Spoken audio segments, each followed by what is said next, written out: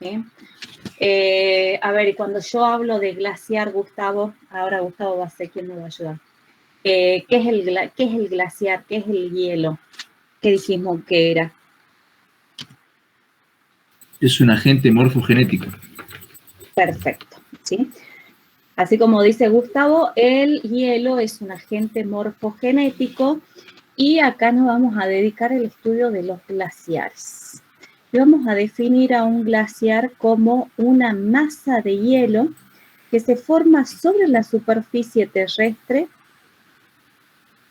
por la acumulación, compactación y recristalización de la nieve. ¿Sí? Entonces, para tener ese glaciar, primero tiene que ocurrir una acumulación, compactación y la recristalización de la nieve. Pero también deben existir, o sea, Orozco dice de que deben existir condiciones para la formación de un glaciar. Bien, en esa área en donde se registran los glaciares, se deben cumplir características desde el punto de vista geográficas y climáticas. ¿Cuáles son esas características? Primero, la nieve acumulada. Profe, ¿qué dijo? Disculpe, sí. Profe. ¿Qué dijo de compactación, cristalización? Bien, que para tener esa masa de hielo, que es el glaciar, primero debe ocurrir una acumulación, una compactación y una recristalización de la nieve. Entonces, desde el punto de vista geográfico y climático, ¿cuáles son las condiciones que se deben cumplir para la formación de un glaciar? Primero, debe ocurrir, o sea, la acumulación durante el invierno debe ser superior a lo que se pierde por fusión durante la estación estival. ¿Sí? Entonces tenemos que tener un porcentaje mayor de acumulación de lo que se pierde. Por otro lado, desde el punto de vista geográfico, en aquellas latitudes inferiores a los 40 grados, debe estar presente el factor la altitud. ¿Qué quiero decir con esto? De que en aquellas áreas en donde que se encuentran en latitudes menores a los 40-45 grados, vamos a encontrar hielos en las áreas con alturas superiores a los 3.000 metros. ¿Por qué? Porque ahí está presente el gradiente térmico. A ver, ¿alguien sabe del gradiente térmico? Disminuye 1 grado centígrado cada ¿cuántos metros? Cada 100 metros. Cada 100 metros. Cada 100 metros. Bien. Y ahora, en aquellas áreas que se encuentran próximas a los polos, es decir, próximas a los 90 grados, no es necesario la altura, ¿sí? Porque encontramos hielo sobre la superficie, ¿sí? Incluso por debajo del nivel del mar. Bien, y después, la acumulación de la nieve debe experimentar esos procesos de compactación y de recristalización, ¿sí? Entonces, por lo tanto, tenemos que tener en cuenta esas tres condiciones. Ahora, cuando yo di la definición de glaciar, dije que el glaciar es una masa de hielo, ¿sí? Y hace un momentito el alumno también preguntó qué es lo que debía ocurrir cuando se producía esa acumulación, ¿sí? Se acumula, ¿qué es lo que se acumula? Se acumulan los copitos de hielo, de nieve, ¿sí? Esos copos de nieve se acumulan en determinados sectores de un glaciar. Pero ese copo de nieve va a experimentar una serie de etapas, una serie de transformaciones, ¿sí? Fíjense de que aquí en esta imagen partimos de un copo de nieve. Este copo de nieve, cuando cae al glaciar o a las zonas en donde se produce esa acumulación, Ese copo de nieve tiene una porosidad alta, ¿sí? Tienen muchos poritos. Y ese copito de nieve tiene una densidad baja. Ahora, esos copitos de nieve se van acumulando en determinados sectores y se van acumulando así en capitas, en láminas, en estratos.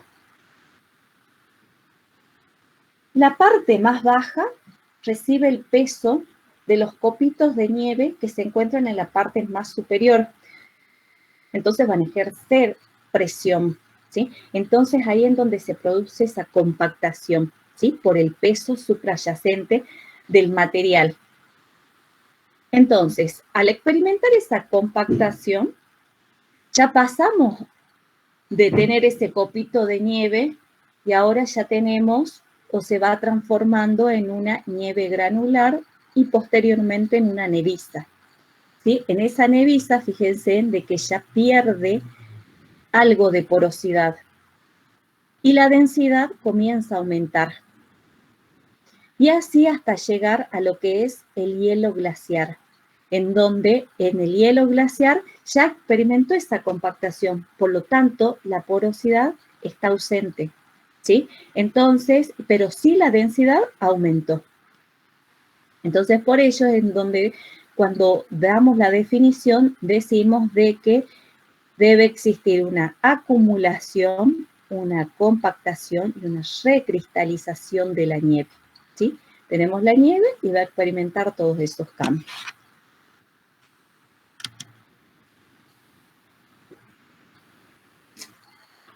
Aquí, en esta imagen, podemos observar lo que es un glaciar. ¿Sí? Y en este glaciar podemos diferenciar dos partes. Tenemos una parte, fíjense de que aquí en la parte baja dice zona de acumulación, ¿sí? Y luego tenemos una zona de ablación. Entonces, en esta zona de acumulación es la zona en donde se recepcionan todos los copitos de nieve y luego van a experimentar toda esa transformación y vamos a tener el hielo glaciar. ¿Sí? Luego, fíjense de que esta es una zona deprimida, ¿sí? Que nosotros ya la estudiamos cuando estudiamos los procesos zonales y que dijimos que eran procesos característicos de regiones frías. A ver, Marcelo, ¿se acuerda que dijimos cómo se llaman este rasgo? O alguien. Estas cubetas, estas zonas deprimidas. ¿Son circos glaciares, profe? Exacto, son los circos glaciares. Bien, entonces en esta zona tenemos que es la zona de acumulación y la zona de recepción de estos copitos de hielo en donde van a experimentar esa transformación. Y luego tenemos el hielo. Ahora nos tenemos que imaginar de que esa zona de acumulación puede recepcionar una cierta cantidad de hielo. Cuando ya no tiene capacidad, comienza a desplazarse y comienza a formar esta zona de ablación, ¿sí?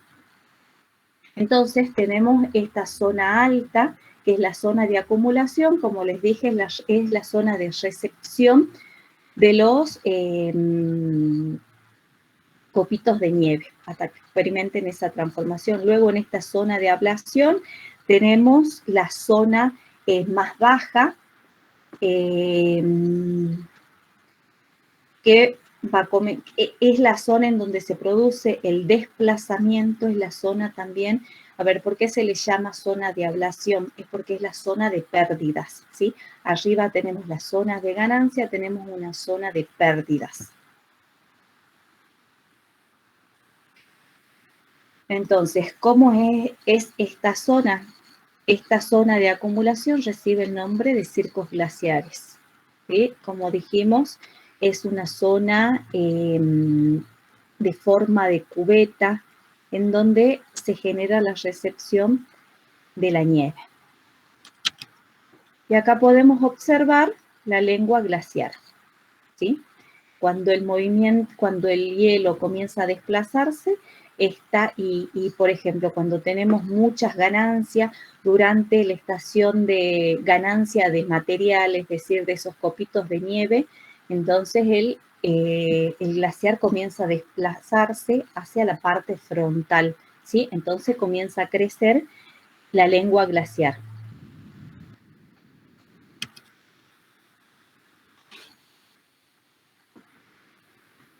Y vamos a lo que es las clasificaciones de los glaciares. Hay varias clasificaciones y es en función a los autores. Nosotros vamos a ver dos tipos de clasificación. Una clasificación desde el punto de vista térmico, ¿sí? En donde está presente la temperatura y la temperatura del hielo. Pero, a ver, la temperatura del hielo, o cómo la podemos medir. La temperatura del glaciar es la temperatura próxima a la temperatura media del aire que se encuentra en la zona de la acumulación, ¿sí? Entonces, la temperatura de ese glaciar es similar a la temperatura media del aire que se encuentra en la zona de acumulación. Y se diferencian, de acuerdo a esta clasificación térmica, los glaciares polares o también denominados glaciares de base fría. Y en estos glaciares polares, la temperatura se encuentra por debajo del punto de fusión, es decir, de que se encuentran por debajo de los 0 grados centígrados. Por lo tanto, no hay pasaje de ese estado sólido al estado líquido, ¿sí? Entonces no hay agua, no hay material líquido. Este material líquido, si lo hubiera, favorecería el desplazamiento del glaciar.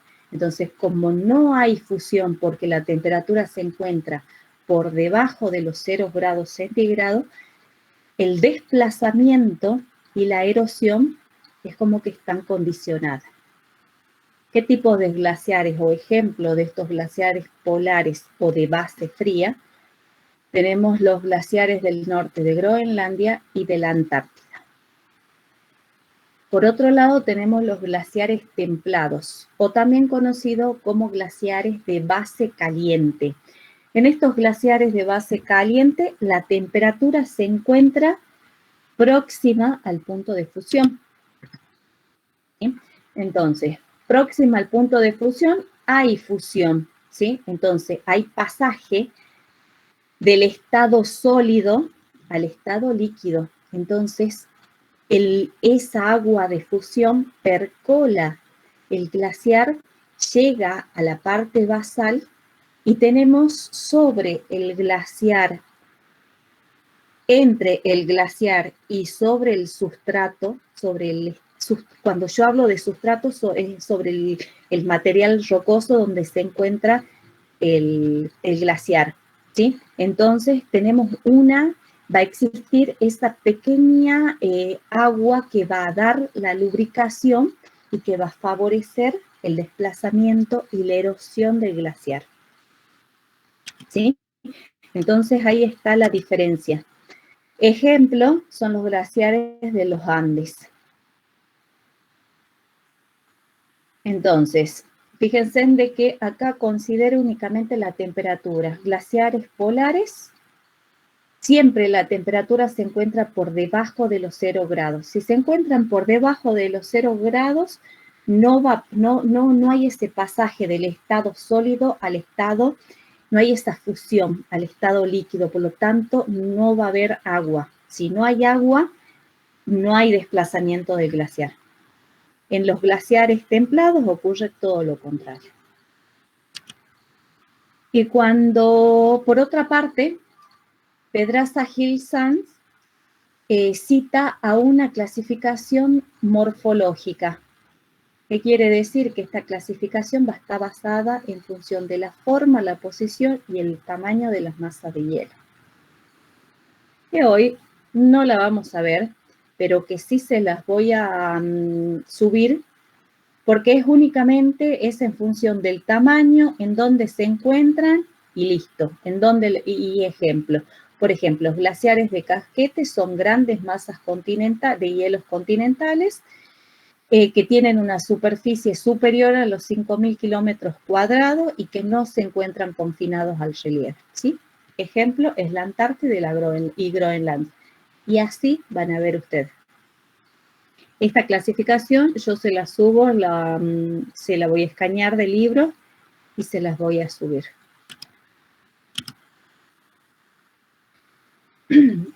A ver, ¿hasta aquí alguna pregunta?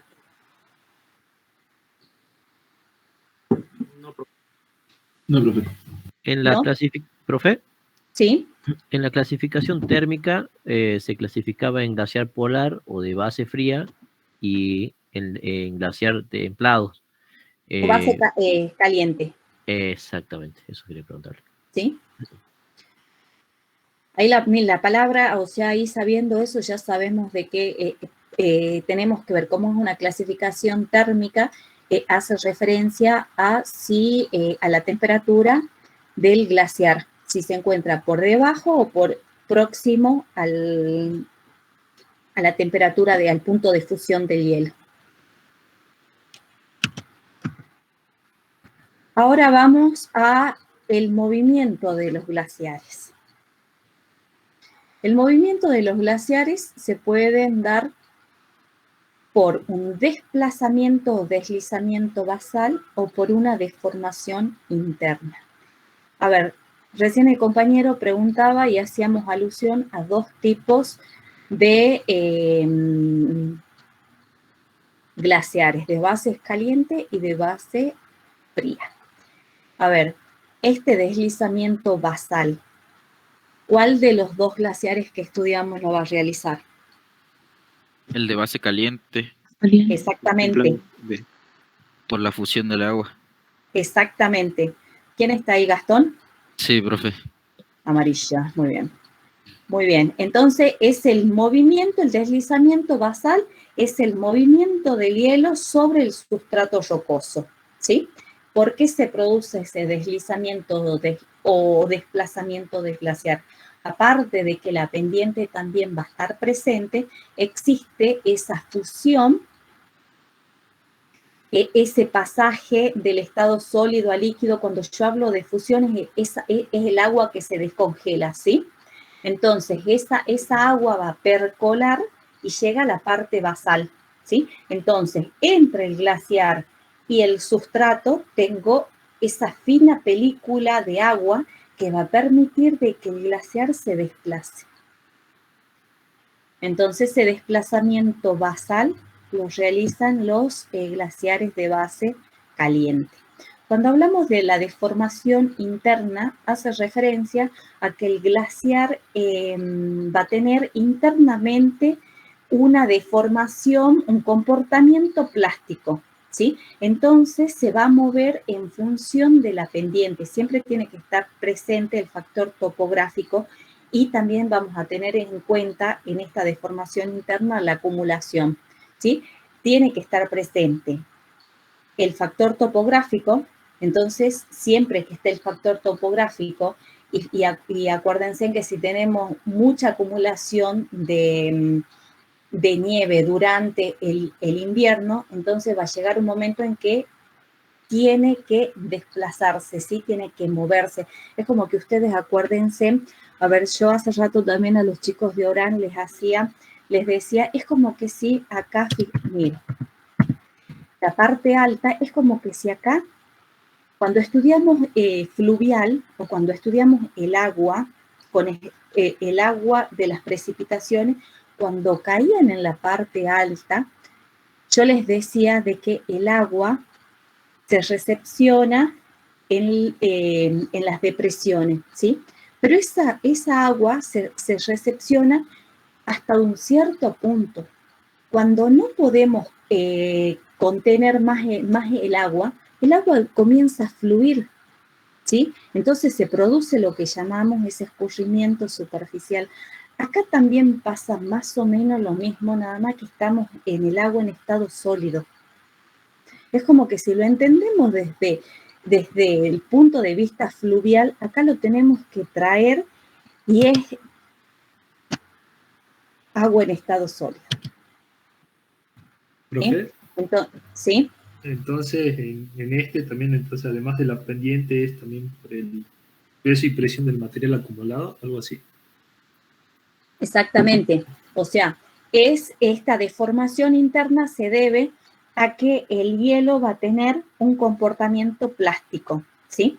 Y ese comportamiento plástico, ese desplazamiento, se va a ver favorecido por la presencia del factor topográfico, es decir, la pendiente, y por la acumulación del material.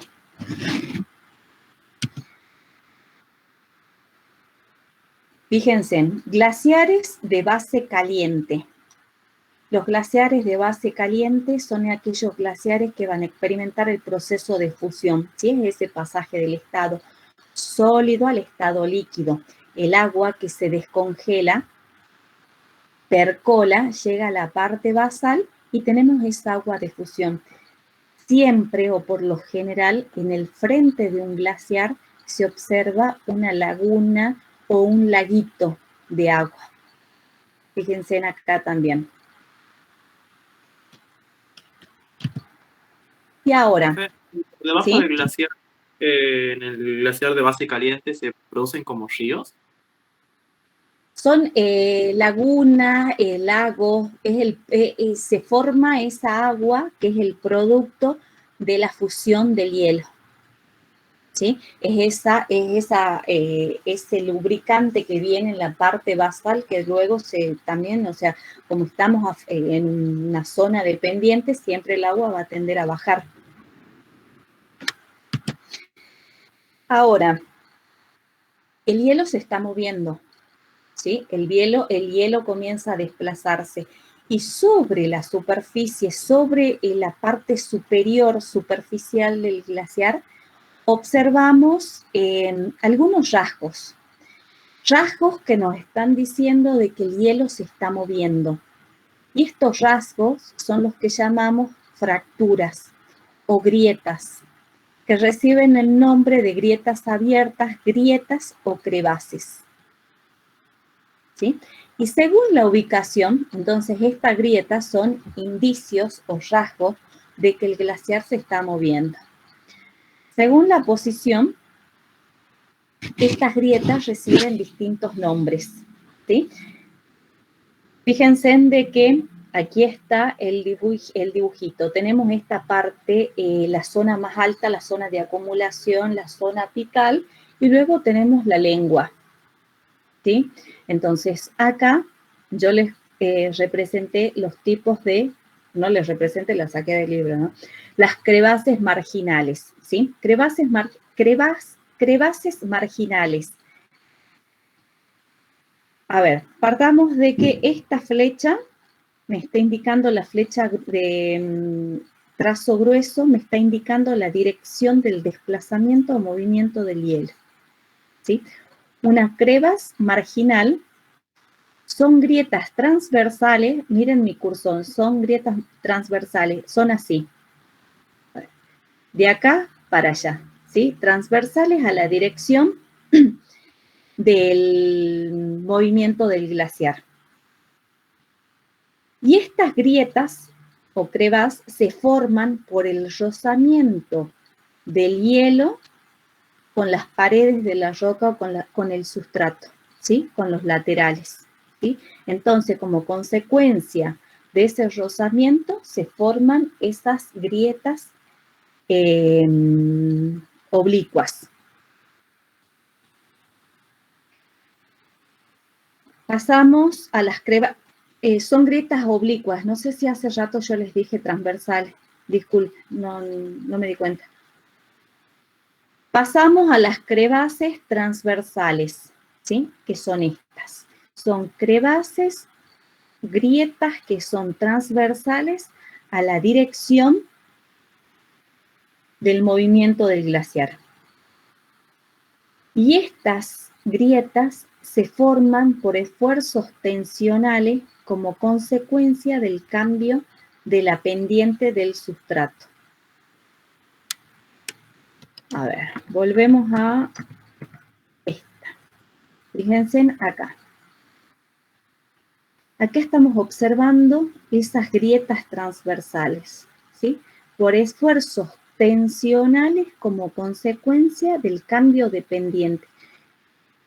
Salimos de este sector y entramos a este sector, en donde la pendiente se vuelve pronunciada. ¿Sí? Como consecuencia de ese cambio de pendiente, tenemos esas grietas transversales. Luego pasamos a unas grietas o crevases longitudinales y son grietas paralelas a la dirección del movimiento y se forman por el ensanchamiento del valle, ¿sí? Entonces estamos llegando a una zona en donde disminuye la pendiente y en donde el valle comienza a abrirse.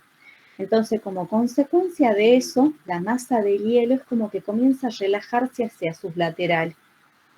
Y luego en la parte distal, en la parte frontal o en la parte terminal de esa lengua, tenemos las crevases radiales, ¿sí? Que son crevases, o sea, como radios que comienzan a abrirse, por lo mismo, por lo que disminuye la pendiente del terreno y por el relajamiento o por esa apertura del valle, entonces el hielo comienza a abrirse para sus laterales.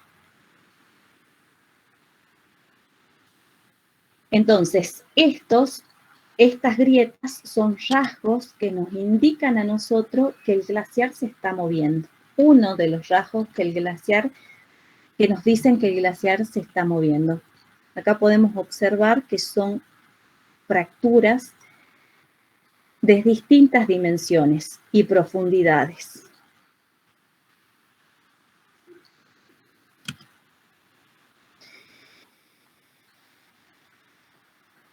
También se conoce la grieta que se encuentra en la parte superior, en lo más alto de un glaciar, es la rimalla. La rimalla es esa grieta indicando, es como que el glaciar se está despegando, comienza a moverse, entonces se observa esa fractura, es la primera fractura que se observa en la parte superior. Entonces conocemos, por una parte, esa fractura, esa grieta en la parte superior que recibe el nombre de rimalla. Y luego tenemos las grietas o las crevases que según su ubicación reciben distintos nombres. Profe, ¿esa rimalla se podría asimilar a las oblicuas no, a las grietas, a las crevases marginales no. No, a la superficie de despegue, decía yo, de los movimientos tectónicos. Sí, sí, es lo que es donde inició el movimiento. Es la separación, exacto. ¿Sí? Bien. Es como que el glaciar se separa de la parte de arriba porque comienza a moverse. Bien. Entonces, como nos decía hace ratito Gustavo, el hielo es un agente morfogenético que a través de diferentes mecanismos realizan los procesos de erosión, de transporte y de depositación, ¿sí? Así como estudiamos el agua, que también el agua es el agente morfogenético que realiza la actividad de erosión, de transporte y de depositación, acá tenemos que hacer exactamente lo mismo. Tenemos que estudiar de la misma manera. Y cuando hablamos de erosión glaciar, esa erosión glaciar se realiza por dos mecanismos. Uno de los mecanismos, algunos autores los citan como arranque y transporte, y otros autores únicamente lo nombran como arranque. Vamos a leer la definición y después la vamos a explicar y la vamos a entender. ¿Sí? Dice de que el arranque y transporte se refiere al efecto de arranque que tiene lugar cuando el hielo en movimiento se solidifica sobre el sustrato rocoso. arrancando un bloque que a continuación es transportado por el mismo. Entonces, el hielo se está moviendo, ¿sí? El hielo se está moviendo. Dice de que nos acordemos que los glaciares, a ver, si el hielo se está moviendo, estamos en presencia de glaciares de base caliente, ¿sí? Que tenemos en la parte basal agua, ¿sí? Que lubrica y que hace que ese hielo se mueva, ¿sí? Entonces, el hielo se está moviendo y tenemos que en la parte basal tenemos esa agüita que se va a introducir en las grietas del sustrato, ¿sí? Entonces, se introduce en alguna grieta del sustrato y esa agua se solidifica. Según la definición, el agua esa se pasa al estado sólido, pero como el hielo estaba en movimiento, entonces, ¿qué es lo que hace? Esa agua que se solidifica sobre las grietas va a ser palanca y va a hacer de que la parte de adelante del sustrato sea arrastrada, ¿sí? Entonces, se separa ese sustrato, no es el sustrato, se separa el bloque del sustrato y ese bloque va a formar parte de la carga o el material que transporta el hielo. ¿Me han entendido? ¿Se pudo entender algo? No, profe. ¿El Dice, bloque que se arranca es del sustrato, profe? Claro, miren, dice, se refiere al efecto de arranque, se arranca, el efecto de arranque que tiene lugar cuando el hielo en movimiento se solidifica sobre el sustrato rocoso. A ver acá, estamos en este sustrato rocoso, el hielo sigue este movimiento. Ustedes imagínense que por encima de este sustrato rocoso se viene desplazando el hielo, ¿sí? Entonces, en la base del hielo tenemos agua. Esa agua es el agua que lubrica y que facilita ese desplazamiento, ¿sí? Entonces, ahora acá, fíjense, de que acá tengo una grieta. El agua se introduce en esa grieta, ¿sí? Esa agua introducida en la grieta se solidifica, ¿sí? Entonces, se solidifica y forma parte del hielo, ¿sí? Que estaba en la parte del hielo glaciar.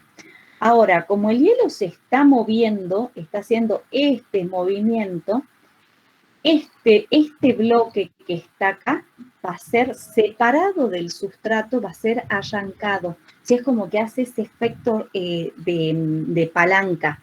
Entonces, ese material, este bloquecito que ha sido arrastrado por el glaciar, va a formar parte de la carga, del material que transporta. ¿Ahora me han entendido? Profe, sería como que el hielo, el agua al congelarse es como que une este bloque con el cuerpo de glaciar. Entonces el cuerpo como que quiere acompañar el movimiento. Aparte yo imagino que esta agua que se introduce en las grietas, al expandirse, al congelarse, también genera nuevas fisuras. Genera nuevas fisuras. Exacto. Esa agua que se introdujo en las grietas ya va a formar parte de ese glaciar, entonces todo se mueve y como está todo a favor de la pendiente, se lleva ese bloque con el glaciar, ¿sí? Entonces luego ese bloque ya vamos a ver que va a formar parte de la carga del glaciar. ¿Los otros alumnos entendieron? Sí, profe. Sí, profe. Bien. Sí, profe. Ahora, Sí, profe. perfecto. Ahora vamos a lo que es abrasión. Y ahora nos volvemos a la clase pasada y acuérdense de que cuando estudiamos fluvial, yo les hice un grafiquito así casero que les hice el lecho del río, estaban las márgenes y la parte basal. Hice el agua y también les hice dos roquitas, ¿sí? que les dije de que esas rocas, ese fragmentito que era la carga que transportaba el agua, tenían que ser más duros que las paredes de los laterales. ¿Por qué? Porque esos fragmentos, esos detritos, generaban esa erosión, ¿sí? Generaban esa erosión, la fricción. Acá estábamos hablando exactamente de lo mismo. Dice, miren, abrasión se debe al efecto de rozamiento de los detritos que son transportados en la base de la masa del hielo, ¿sí? Es el rozamiento del detrito, es el rozamiento del material que transporta el hielo sobre la base, sobre el sustrato.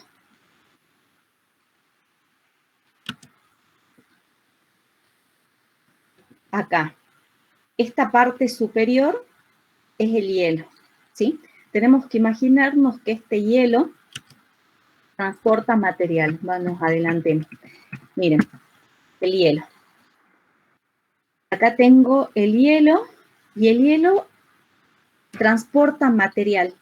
Así como estudiamos nosotros la parte fluvial, que el agua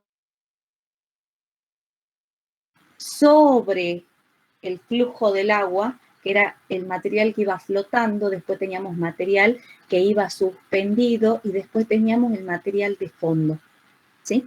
Acá en el hielo es exactamente lo mismo, ¿sí?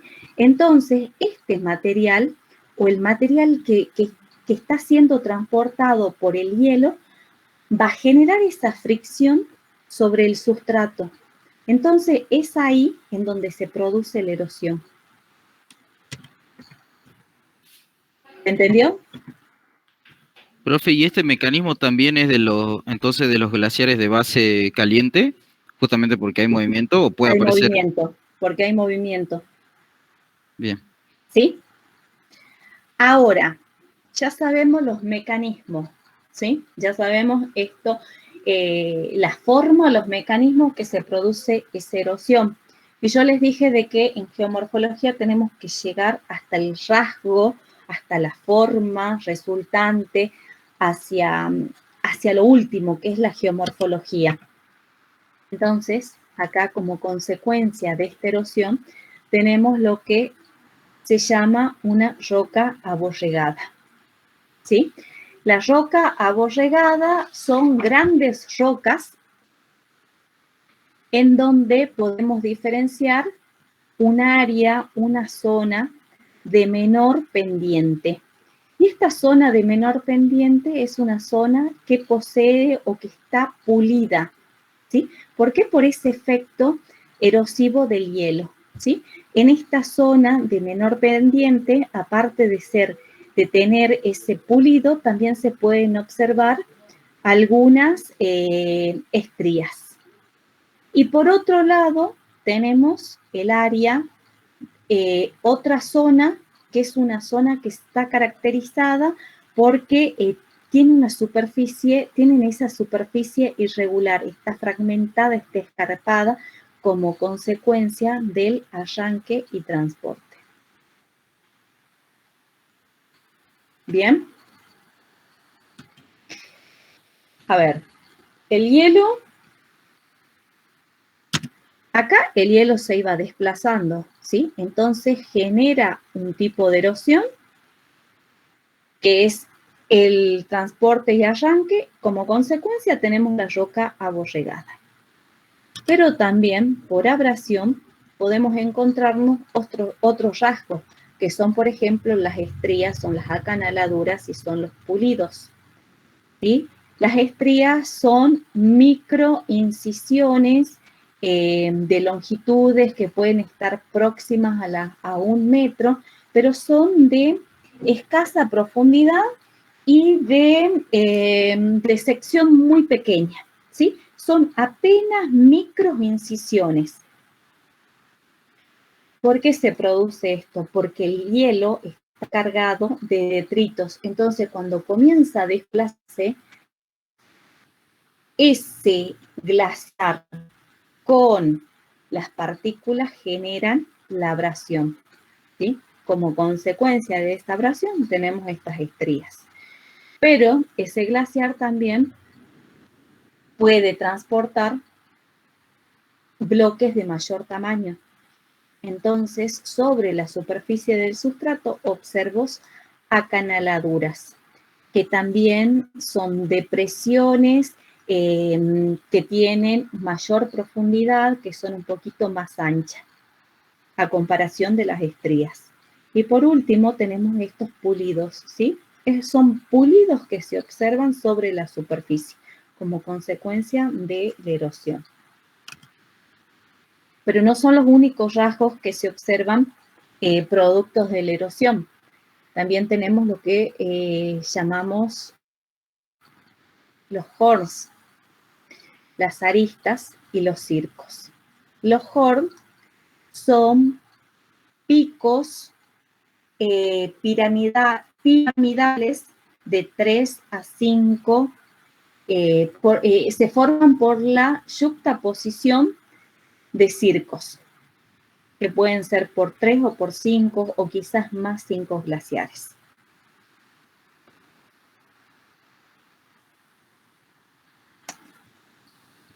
Son picos afilados. Luego tenemos las aristas. Y las aristas son estas crestas, se las llaman crestas o se las definen como crestas sinuosas de bordes agudos. Y por último tenemos los circos glaciares. Los circos glaciares son esas depresiones, o cubetas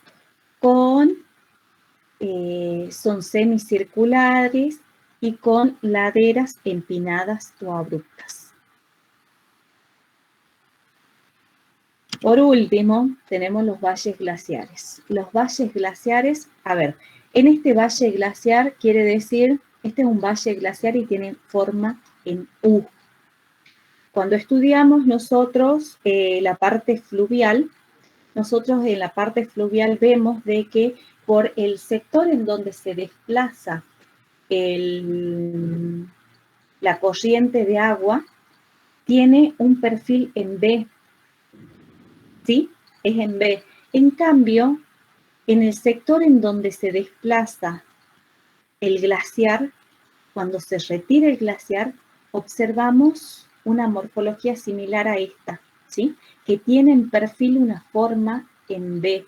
¿Qué quiere decir? O cuando yo les pida cuál es la diferencia entre el poder erosivo del agua y del hielo, ahí está, es que el hielo tiene un poder erosivo superior al agua, en donde se visualiza en el valle en B de los glaciares y en el perfil en B del agua. ¿Hasta ahí estamos bien?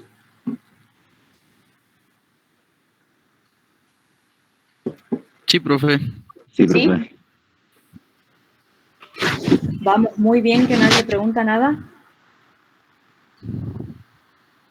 Profe, no me quedó claro la diferencia. Entre valle glaciar y... Claro, del poder del agua y del hielo, cómo se vería reflejado. A ver, es el poder erosivo que tiene un agente y el otro, ¿sí? Entonces, eso se ve reflejado en el sector donde se desplaza.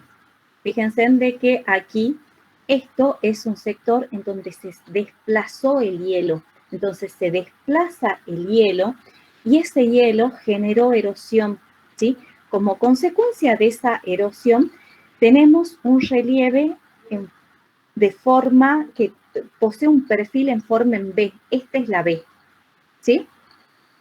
En cambio, cuando nosotros estudiamos la dinámica fluvial, en una de las diapositivas, ustedes observaron, o yo les mostré, de que el perfil del agua del curso fluvial era en B, ¿sí? Entonces, el agua quiere decir de que acá, al ser en B, no generó mucha erosión hacia los laterales. Por lo tanto, yo puedo decir de que el glaciar tiene un poder erosivo superior el agua.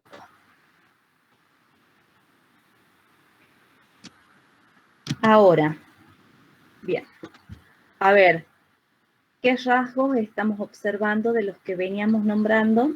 Es Celina, este pico piramidal es un pico afilado formado por la yuxtaposición. Cuando yo digo yuxtaposición de 3 o de 5 circos, es que en este sector tengo un circo glaciar. Acá tengo otro circo glaciar y por detrás tenemos otro. Celina, ¿qué rasgo estoy observando acá?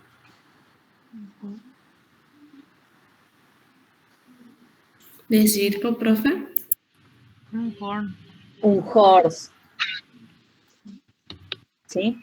A ver, alguna de las Camilas que está presente, ¿qué rasgos estoy observando acá? Esa cubeta.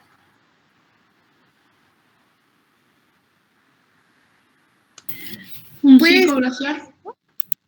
Perfecto, un circo glaciar. Marcelo Encina, ¿qué estoy observando acá? Una sucesión de circos glaciares. Exacto. A ver, alguien,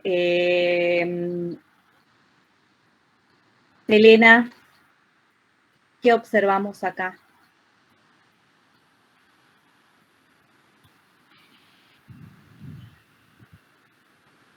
Fíjense de que estamos hablando todo de rasgos producto de la erosión del hielo, ¿no? Acá. Una roca borregada. Una roca Exacto. borregada. Perfecto. ¿Y acá? Aristas. Aristas. Muy bien. Perfecto.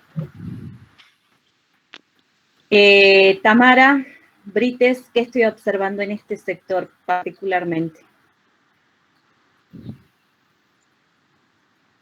Perfecto. A ver, ¿quién? Esto. Circo glaciar. Valles, profe. Un valle. Muy bien. Acá se observa bien el rasgo y se puede, a ver, ¿qué puede ser esto? Una roca de grandes dimensiones. Una borregada. Una borregada. Exactamente. Y acá. Estrías. O acanaladuras. Acanaladuras, sí. Perfecto. Las estrellas son más pequeñitas. ¿Sí? Muy bien. Entonces, todo esto acá también estamos observando otro circo. ¿Sí? Entonces, todos estos rasgos son producto de la erosión. Entonces, ya sabemos que el proceso de erosión se lleva a cabo por dos mecanismos. Arranque y transporte y por la abrasión. Como consecuencia de ello tenemos todos estos rasgos. Ya vimos erosión. Ahora vamos a lo que es el transporte y se va a mezclar con lo que es sedimentación. ¿Les parece de que continuemos la teoría así terminamos más rápido y no hacemos el descanso? ¿O están cansados? Continuemos, profe. Sigamos, profe. Bien. Entonces, todo el material que transporta el hielo se denomina derrubios glaciares. Se diferencian entre til y derrubios estratificados. El til es el material depositado directamente por el glaciar. ¿Sí? Es el depósito, es el material depositado, pero únicamente por el glaciar. En cambio, los derrubios estratificados se depositan por el agua de fusión. Es esa agua que la parte basal es agua que lubricaba, ¿sí? Luego, cuando el glaciar deja de moverse, esa agüita sigue circulando pendiente abajo. Y cuando sigue desplazándose, transporta también material. Pero acuérdense de que es como que son hilitos o pequeños flujos de agua que no tienen la capacidad de transportar material de mayor tamaño que una grava o arena, ¿sí? Entonces, el til es el material no seleccionado, es ese bloque, es material de distinta granulometría, ¿sí? Puede ser material grueso, material fino, y tampoco cuando se deposita, o sea, sigue ese orden. Por eso acá, o sea, no aparece la palabra estratificado. Es como que el glaciar tiene la capacidad de transportar material de gran tamaño, de pequeño tamaño, y el material está en toda su masa. Puede ir también por arriba, por abajo, y cuando se deposita y el depósito queda así todo desordenado. Fíjense de que acá dice no consolidado. Entonces, no consolidado, el nombre en til es cuando el material es no consolidado. Se deposita y es un material no consolidado. Ahora, cuando pasa el tiempo y cuando pasa el estado sólido, el material depositado, es decir, ya cuando pasa a ser consolidado, recibe el nombre de tilitas. Profe, ¿eso ya es una roca sedimentaria? ¿Sería? Pero es una forma de depósito. Ah. ¿Sí? A todo el depósito se le llama tilitas, estamos, entonces. Claro, estamos en formas de el material depositado. Ahora, ese transporte, como decía, y como hace rato yo lo llevaba para que se imaginen y para que relacionen más rápido lo que vimos en la parte fluvial. Acá tenemos el sustrato, la parte basal, este grisáceo. Por arriba tenemos el hielo glaciar. Y fíjense de que tenemos los de rubio, que es la carga, el material son esos bloques de distintos tamaños, de diferente naturaleza, pueden ser transportados en la parte superficial, en la parte superior, ¿sí? Y cuando son transportados en la parte superior, reciben el nombre de derrubios supraglaciar. Aquí está representado tras un corte. A ver, pero el glaciar también en el interior de su masa también transporta material. Entonces, ese material recibe el nombre de derrubios en glaciares. Y en la parte basal es lo mismo, también transporta material. Y el material recibe el nombre de derrubios subglaciares. A ver, recordemos, a ver, Gustavo me va a ayudar. Cuando estudiamos la parte fluvial, si tenemos que representar esto en la parte fluvial, ¿es igual o sea, se asemeja, sí o no? Sí. A ver, cuando estudiamos en la parte fluvial, había cómo iba transportado el material, era por flotación. Exactamente, ¿sí? Y dijimos que, a ver, ¿quién iba por flotación? Eran los restos de materia orgánica. Materia ¿sí? orgánica, y el transporte estaba influenciado por 3 factores, el tamaño, el peso y la forma. Exacto. Bien. Tamaño, peso, bien. Ahí es cuando hablamos únicamente de agua, ¿sí? A ver, ahora cuando pasamos a lo que es hielo, el hielo tiene mayor capacidad de transporte, ¿sí? Entonces, aquí en masa puede transportar material grueso. A diferencia de lo que pasaba con el agua, que únicamente en el interior del agua transportaba, ¿qué tipo de material, Gustavo? ¿De tamaño qué? De tamaño arena. Exacto. Por saltación se transportaba. Y si no, los granitos más pequeños por limos y arcilla. ¿Sí? Y en la parte basal también era en función de la forma, del tamaño de esa grava. ¿Sí? Si era redondita, iba transportando por rodamiento. Si era plana, desplazamiento basal. Bien, acá también el material es transportado de esta manera. Y fíjense de que arriba dice, el transporte sigue una modalidad activa o sigue una modalidad pasiva. ¿Qué quiere decir que sea de una modalidad activa? Quiere decir de que el material que es transportado por el hielo va a estar afectada por tensiones de arrastre, de roce y de empuje, ¿sí? Va a estar afectada por acciones de arrastre, de roce y de empuje. ¿Qué quiere decir esto? Que este material va a experimentar algo de modificación en la forma, por ejemplo, en el tamaño, ¿sí? ¿Por qué? Porque va a ir en contacto con el fondo o con los laterales, ¿sí? Entonces experimentan una modificación. En cambio, cuando el transporte sigue una modalidad pasiva, quiere decir de que el material no va a experimentar casi nada de transformación. ¿Por qué? Porque va en el interior de la capa de hielo. ¿Quedó claro? ¿Puede volver a repetir las dos modalidades? Profe, la modalidad activa. Bien.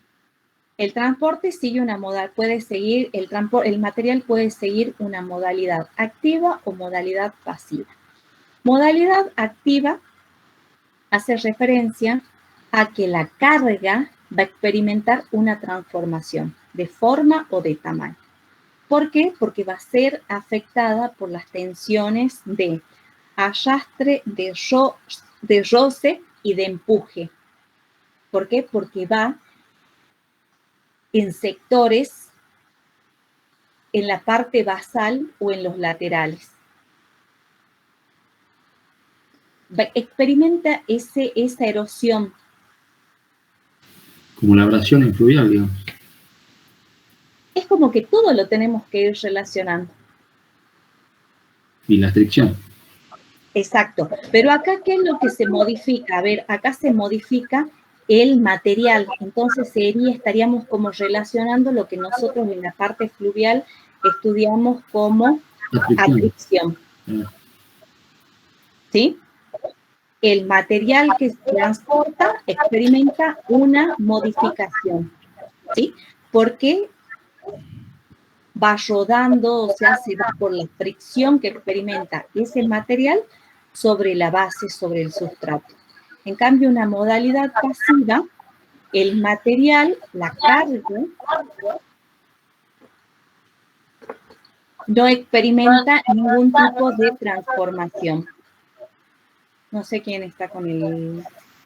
Profe, entonces la modalidad pasiva es característica en derrubios supraglaciares y subglaciares, mientras que la pasiva en las más englaciares. Característica en los englaciares. ¿Sí? Bien. En cambio, la pasiva va a ser en la parte basal. ¿Sí? La activa. Activa, sí. Bien. Ahora, como consecuencia de esas formas constituidas por til. Profe, perdón, no puedo escuchar porque Alexis tiene el micrófono prendido y hace eco.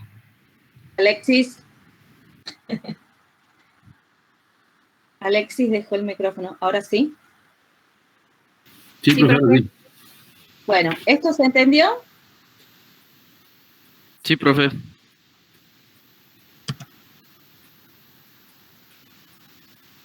Bien, entonces, hasta acá veíamos cómo se transportaba el material. Ahora el material ya se transportó y ahora se tiene que depositar, ¿sí?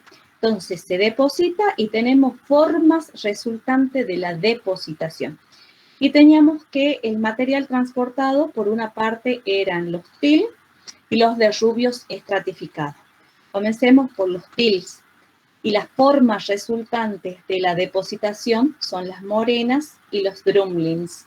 Así como en la parte fluvial, antes hablábamos de los conos fluviales, ahora acá tenemos que hablar las formas de depósitos productos del hielo, ¿sí? Entonces, por un lado tenemos las morenas o morrenas y los drumlins. Las morenas, según Tarbuck, son acumulaciones de material heterogénea, carente de estratificación, que es transportado y depositado por el glaciar. Reciben diferentes nombres en función de la posición respecto al hielo del glaciar. ¿Sí? Entonces, como están constituidas por tilts, es ese material heterogéneo, no posee esa estratificación, es transportado, se deposita, ¿sí? Es como, está todo desordenado. Según la posición, reciben distintos nombres. Por un lado tenemos las morenas laterales, tenemos morenas centrales, tenemos morenas de fondo y también tenemos morenas frontales. Ahora vamos una por una. Fíjense en acá. Tenemos las morenas laterales. Morenas laterales que se ubican en la parte superficial del glaciar, en las márgenes. ¿Sí? Estas morenas se forman, ¿por qué? Porque cae el material desde las zonas altas, entonces se deposita. ¿Sí? Entonces tenemos estas morenas laterales. Son morenas superficiales y se encuentran en las márgenes. Ahora, fíjense de que acá tengo una morena lateral, ¿sí? Acá tengo una lengua glaciar. Por acá viene bajando otro glaciar. Entonces, en este sector yo tengo esa morena lateral, ¿sí? Esa morena lateral que está constituida por ese material denominado til, que es heterogéneo. Bien, ahora cuando dos lenguas glaciares se unen, fíjense de que acá tengo una y acá tengo otra. Esas morenas laterales se unen y forman una morena central. A ver si la podemos observar mejor acá. Fíjense en acá.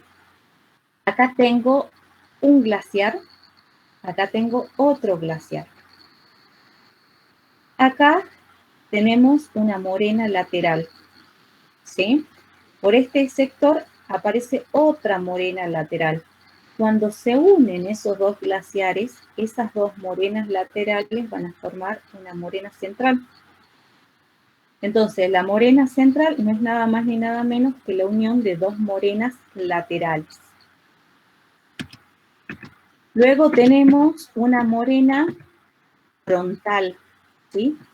La morena frontal se forma en el sector frontal del glaciar. ¿Sí? Formada, es más, tenemos que saber en dónde se encuentra ubicada. Ya sabemos que está constituida por til, y ese til es ese material heterogéneo que carece de estratificación. Ahora, en la parte basal también dijimos de que se transportaba el material. Entonces, todo ese material que se encuentra en la parte basal es la morena de fondo. ¿Cuándo lo observo yo a la morena de fondo? Cuando se produce el retroceso del glaciar. Cuando se produce ese retroceso, es decir, de que este glaciar no tenemos mucho aporte, entonces el glaciar no avanza. Entonces el glaciar comienza a retroceder. Volvemos a una imagen, a la primera imagen que vimos. ¿Hasta ahí me van siguiendo? Profe, entonces esas morenas laterales se forman por ese material no consolidado, digamos, directamente. La morena lateral es una forma de depósito. Sí. Esa forma de depósito, ¿por qué está constituido? Por material. Til. Por el til. Así como nosotros cuando estudiamos la parte fluvial, era cuando estudiábamos los conos, conos aluviales, ¿sí? En la parte apical teníamos el material de menor, de mayor y así. Acá también tenemos que estudiar formas de depósitos. ¿Cómo se llaman esas formas de depósitos que en la parte fluvial decíamos las barras de meandros? Acá son morenas. Bien. ¿Sí? Profe, y este material que se deposita, usted dijo que provenía, por ejemplo, de las laderas, del material que cae de la ladera y choca con el glaciar. ¿También un poco procede también del movimiento propio de la lengua glaciar por este Pero mecanismo la de... tendríamos, estamos hablando de morenas frontales. ¿Sí? no, pero las laterales. Las laterales del aporte de las vertientes de los laterales, ¿sí? Porque se depositan y aquí sobre la parte superficial también puede existir ese proceso erosivo y pueden venir, pero de las márgenes del sustrato. Bien, ¿Sí? eso era. Bueno, observemos esta imagen. Fíjense en de que acá tenemos esta lengua glaciar y acá tengo una morena frontal, ¿sí? Esta morena frontal me está indicando hasta dónde o hasta qué punto un glaciar avanzó, ¿sí? Porque, a ver, supongamos que un año tenemos mucha acumulación de nieve, ¿sí? Se produce la compactación, la recristalización y avanza el glaciar, ¿sí? Entonces, avanza y todo lo que encuentra en su paso se lo lleva. Es como que si estoy pasando un escobo, un haragán, yo paso eso y la basura la dejo hasta donde pasé el haragán. Ahora acá también el glaciar se desplaza y es hasta el máximo de su desplazamiento, yo puedo observar una morena frontal. ¿Sí? Fíjense de que acá hay una diferencia. Entonces, esta diferencia me está diciendo que el glaciar está en proceso de retroceso, ¿sí? Que no hubo mucha acumulación. Entonces, estamos en retroceso. El glaciar está retrocediendo. El glaciar retrocede y en la base se observan esas morenas de fondo. ¿Sí? Es el material que venía trayendo en la parte basal. Fíjense en de que acá clarito se observa. Las morenas, acá va a venir una morena lateral, otra morena lateral, se unen porque acá tengo una lengua, por el otro lado tengo otra lengua, y este sector que es marroncito, que es negrito, que se asemeja a lo que es el sustrato, es el til. Entonces, como se ubica en la posición central, por la unión de esas dos lenguas, tenemos la morena central. Profe, ¿y la morena frontal solo se denomina la última morena que se formó? Por ejemplo, si hay otro periodo de deshielo, se forma otra morena. Podemos tener una sucesión de morenas. Y ahí esa sucesión de morenas también es otro indicio o indicativo de lo que está pasando exactamente con el glaciar. Bien. Es como que las morenas también nos están indicando lo que está pasando con el cambio climático, por ejemplo. Profe, ¿cómo es que el glaciar retrocede? Ya lo vemos en un momento. Ya lo explicamos eso en un ratito. Bueno, profe. Acá tenemos entonces, podemos observar morenas frontales o terminales, ¿sí? En la parte frontal del glaciar. Se produce la retirada del hielo. Si yo agarro una imagen satelital y analizo una zona, y si es en esa zona hubo actividad glaciar, seguramente vamos a observar estos cordones en los laterales. Esos cordones son las morenas, ¿sí? Con el paso del tiempo se produce lo que hace rato Gastón decía, si está consolidada o no está consolidada, ¿sí? Entonces, con el paso del tiempo ya comienza a solidificarse, a consolidarse. Miren acá en esta imagen, aquí se ve clarito. Las morenas laterales, una frontal.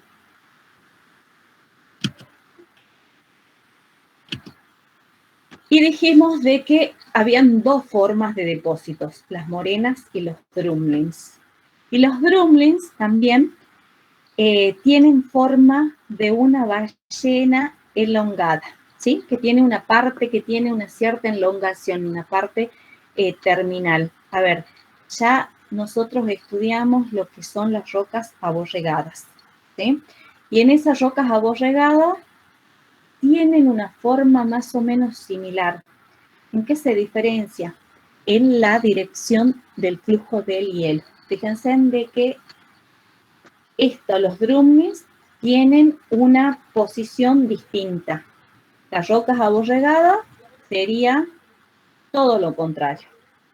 En los drumlins tengo el sector más alto, el sector de mayor altura, que coinciden con el sector más ancho, o sea, esto es en planta.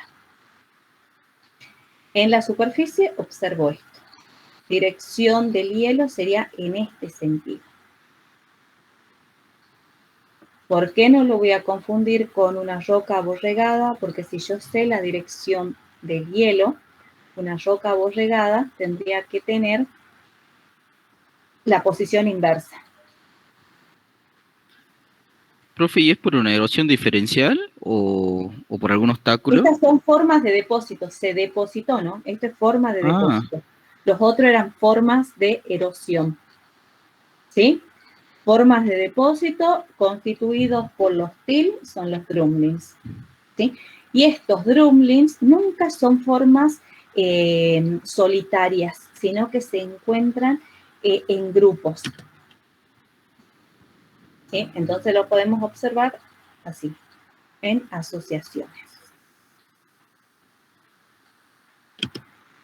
Listo, ya terminamos forma de depósito por los till. Ahora vamos por derrubios estratificados. Cuando un glaciar se está derritiendo, va dejando sedimentos estratificados en formas de colinas, en terrazas o cúmulos. Dichas acumulaciones se depositan en contacto con el hielo y se clasifican en función de su forma. Fíjense en de que acá tenemos este glaciar, la parte basal, tenemos esa agua de fusión, que siguen fluyendo a favor de la pendiente. Fíjense en de que son cursos de agua que son pequeños, que únicamente tienen la capacidad de transportar grava y arena, ¿sí? Y ese depósito se realiza en la parte anterior al glaciar. Y tenemos esta forma, como los cames. Los cames son colinas constituidas por depósitos, fíjense, de arena y grava estratificada, ¿sí? Entonces, cuando se va depositando, va siguiendo, cuando dice estratificado, va siguiendo un orden. ¿Cuál va a ser ese orden? Los más gruesos en la parte basal y luego en la parte superior, lo de menor peso. Dice de que el came es una colina con laderas empinadas. Es una cosita así, es como un triangulito, ¿sí? Y cuando los cames pueden modificarse si tienen hielo infrayacente, si tenemos hielo en la parte superior. Entonces se van a formar depresiones semicirculares que se denominan Tekles holes.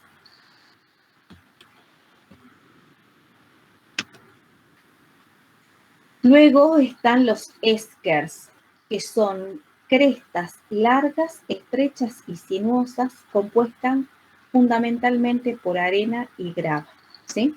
Entonces, según la forma, ¿cómo es la forma? Si son esas crestas alargadas, estamos en presencia de esker. Si son esas colinas en forma así de triangulito, estamos en presencia de los cames. Y si en el came, cuando tenemos hielo infrayacente, se baja, hay una depresión, entonces estamos en presencia de las terrazas. A ver, Creo que Tamara era la que preguntaba cómo sabemos si un glaciar está avanzando o está retrocediendo. Y lo vamos a saber cuando estudiemos el balance de un glaciar, ¿sí? ¿Y qué es el balance de un glaciar? Es la diferencia entre la acumulación y la ablación en un glaciar en un año. Es lo que se llama el balance neto. Entonces, ese balance de glaciar es la diferencia entre lo que se gana y lo que se pierde en un año. ¿Sí?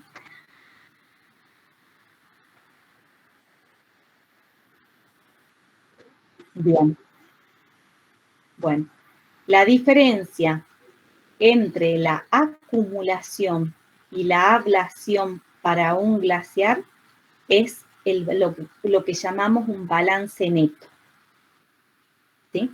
Ese balance puede ser positivo, puede ser negativo o puede ser cero o nulo. ¿Sí? A ver, ¿cuándo va a ser un balance positivo? Un balance va a ser positivo cuando tengamos mayor acumulación que pérdidas por ablación. ¿Sí? Un balance va a ser negativo cuando tengamos mucha pérdida y nada de ganancia. Y un balance es cero, es decir, cuando esté en equilibrio. La pérdida es lo mismo que la ganancia. Vamos a esta parte de arriba. Esta es la zona de acumulación. ¿Sí? A ver, si nosotros en un año tenemos muchas ganancias es decir, que vamos a tener mucha acumulación y esa acumulación va a ser por una precipitación sólida, puede ser por avalanchas, entonces vienen de los laterales y le aportan material a esta zona. El hielo también hace algo de acción que va a llevar el material, esos copitos de nieve y lo va a depositar en esta zona. Entonces, ahí tenemos, por esas acciones tenemos una acumulación. Entonces, si yo en el invierno, si se acumuló mayor cantidad de nieve y en el verano, en la etapa estival, no hubo mucha fusión, pues vamos a tener un balance positivo. Aquí lo que es balance es lo que ustedes también, ¿en qué materias hacen balance? Pero en climatología, no sé. Balance hídrico. ¿Sí? Sí. Bien, entonces tenemos un balance positivo cuando tenemos una mayor ganancia. Cuando tenemos ganancia, cuando tenemos un mayor aporte de precipitaciones sólidas, cuando tenemos las avalanchas. A ver, ahora, el balance va a ser negativo, es decir, que va a retroceder esta lengua glaciar. ¿Por qué? Porque hay mucha pérdida por fusión en el verano, aumentan las temperaturas, se produce esa fusión. La fusión es el pasaje de lo sólido a lo líquido, entonces se derrite ese hielo, entonces este glaciar comienza a retroceder. Entonces, si hay un retroceso, podemos hablar que estamos ante un balance negativo. Y si el glaciar sigue en la misma posición, quiere decir de que la ganancia es igual a la pérdida.